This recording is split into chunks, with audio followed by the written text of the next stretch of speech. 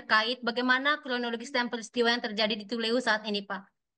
Jadi seperti yang beredar di masyarakat maupun di media sosial, itu bukan bentrokan, tetapi itu murni tindak pidana penganiayaan. Lalu situasi situasi hari ini bagaimana, Pak, di sana?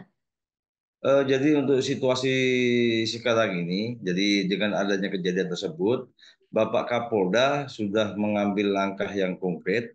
Yang pertama, melakukan konsolidasi baik di internal kita, baik itu seluruh Kapolsek jajaran untuk diarahkan eh, setiap kejadian bagaimana sih cara mengambil langkah. Kemudian Bapak Kapolda sudah berkoordinasi dengan Forkopimda, baik dengan Bapak Gubernur, Bapak Kapolda, dan Pangdam, dan didampingi oleh beberapa PJU, pejabat utama Polda, melakukan sosialisasi atau berdiskusi dengan tokoh masyarakat, tokoh pemuda, dan tokoh agama di daerah Tulehu dan Tial.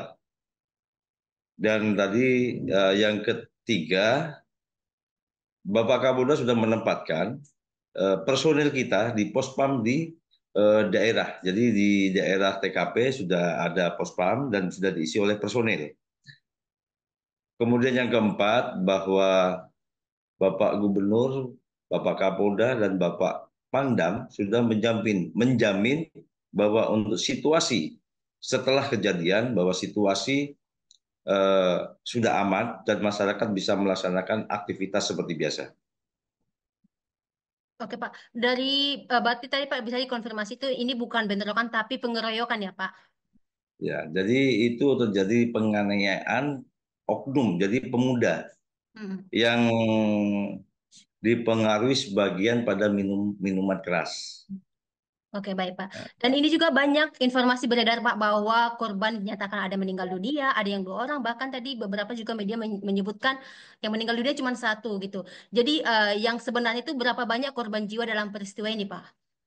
Memang betul, Mbak, untuk korban jiwa ada terjadi korban 3 orang, yang mana 1 orang meninggal dunia, yang satu kritis dan satu luka. Yang sementara untuk korban sudah dilakukan upaya medis, sekarang untuk korban sudah dibawa di Rumah Sakit Bayangkara.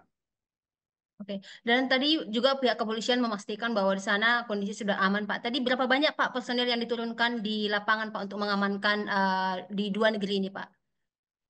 Untuk personel yang diturunkan di sana, gabungan Mbak ya, saya sampaikan bahwa untuk personel yang dilibatkan di sana, gabungan baik itu dari Sabara Polresta Ambon, kemudian dari personel Brimob diturunkan untuk mengantisipasi ya, menjaga situasi di sana.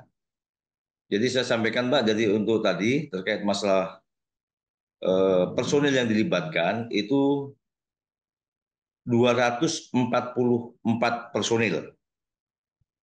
Durasi 40. Baik itu dari personel Polresta 80 personel, Brimobnya 70 personel, Samaptanya 61 personel, untuk personel Intel itu 11 personel, dan untuk Reskrim itu 22 personel.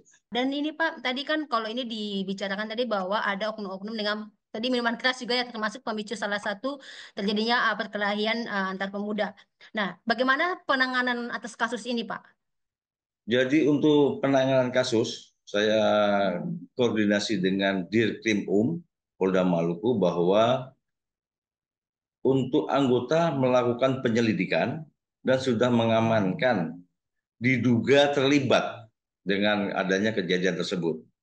Ya, sementara untuk mereka baru diambil keterangan. Untuk perkembangannya nanti mungkin bisa kita sampaikan. Oke. Untuk pengawasan di lapangan sendiri Pak dan pengamanan untuk patroli tadi yang dari tim pengamanan itu direncanakan ini sampai kapan Pak akan mereka berada di 2 negeri tersebut? Jadi untuk personil itu menyesuaikan situasi, Mbak. Jadi kalau situasinya dianggap bahwa itu sudah kondusif, tetap bukan ditarik semuanya, tetapi sebagian kita kurangi personel, tetapi untuk pengamanan di pospam di sana masih akan di standby-kan di sana sesuai dengan kirka kerawanan dari Direktorat Intel.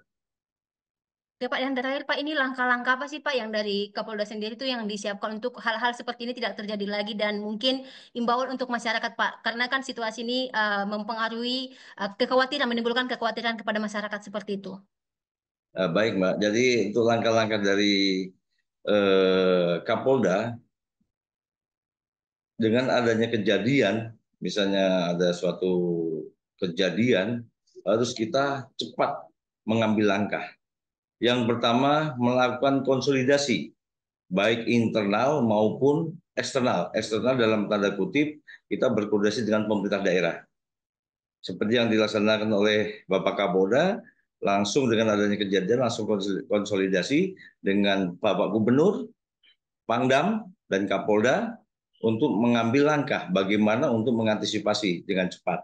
Kemudian melakukan pendekatan, diskusi ataupun mengarahkan sosialisasi terkait dengan tokoh masyarakat, tokoh pemuda dan tokoh agama di masing-masing daerah untuk mengambil langkah sehingga perkembangan situasi tidak akan melebar. Jadi selesai dengan cepat untuk meredam situasi sehingga masyarakat bisa melaksanakan aktivitas seperti biasa.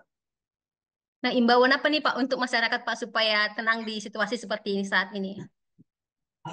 Jadi begini Mbak, eh, saya merasa menyayangkan hal ini terjadi, apalagi ini momen perayaan Idul Fitri, yang mana momen yang sangat dinanti oleh umat Muslim, yang mana bulan-bulan yang penuh berkah, saling memaafkan antara sesama. Seharusnya ini menjadikan eh, hubungan emosional, silaturahmi, sehingga dapat membangun persatuan dan kesatuan.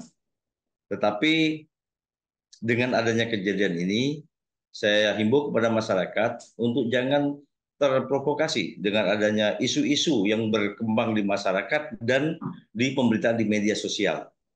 Ya, rekan-rekan bisa mengerti, masyarakat bisa melihat apa yang disampaikan oleh instansi terkait yang memang berkompeten terkait masalah pemberitaan.